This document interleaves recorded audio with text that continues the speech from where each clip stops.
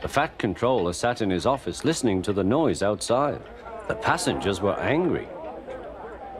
The station master came in. "There's trouble in the shed, sir. Henry is sulking, there's no train, and the passengers are saying this is a bad railway." "Indeed," said the fat controller, "we cannot allow that." He found Gordon, James, and Henry looking very cross. "Come along, Henry, it's time your train was ready." "Henry's not going," said Gordon. "We won't shunt like common tank engines. That was Thomas's job. We are important tender engines. You fetch our coaches and we will pull them. Tender engines don't shunt."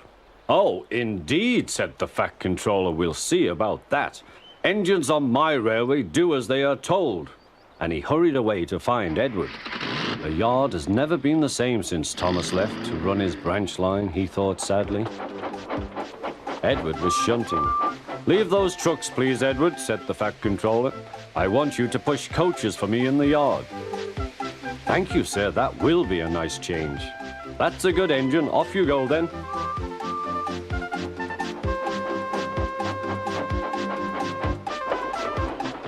So Edward found coaches for the 3 engines, and that day the trains ran as usual.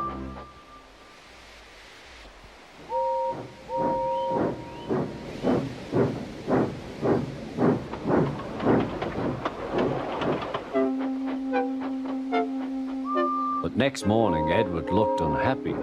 Gordon came clanking past, hissing rudely. "Bless me," said the fat controller, "what a noise." "They all hiss me, sir," answered Edward.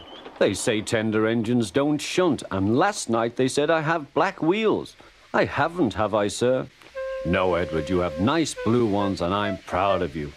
Tender engines do shunt, but all the same, we do need another tank engine here." He went to a workshop, and they showed him all sorts of engines.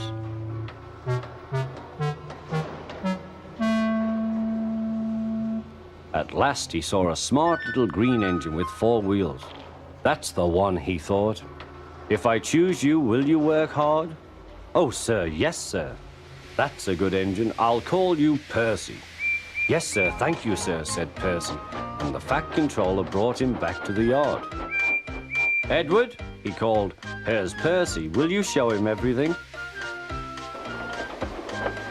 Percy soon learned what he had to do, and they had a happy afternoon.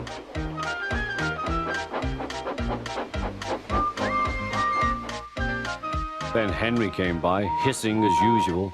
"Shee!" went Percy. Henry jumped and ran back to the shed. "How beautifully you wheeshed him," laughed Edward. "I can't wheesh like that." "Oh," said Percy, "that's nothing. You should hear them in the workshop. You have to wheesh loudly to make yourself heard." Next morning, Thomas arrived. "The fat controller sent for me. I expect he wants help," he said to Edward. "Shh, here he comes," replied Edward. "Well done, Thomas. You've been quick. Listen, Henry, Gordon, and James are sulking. They say they won't shunt like common tank engines. So I have shut them up, and I want you both to run the line for a while." "Common tank engines, indeed," snorted Thomas. "We'll show them. And Percy will help too." "Oh, sir, yes, sir. Please, sir," answered Percy. Edward and Thomas worked the main line, greeting each other as they passed by. Percy puffed along the branch line. Thomas was anxious about Annie and Clarabelle, but both driver and guard promised to take care of them.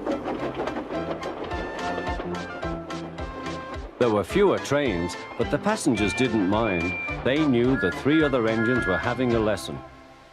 Gordon, James, and Henry were cold, lonely, and miserable. They wished now they hadn't been so silly.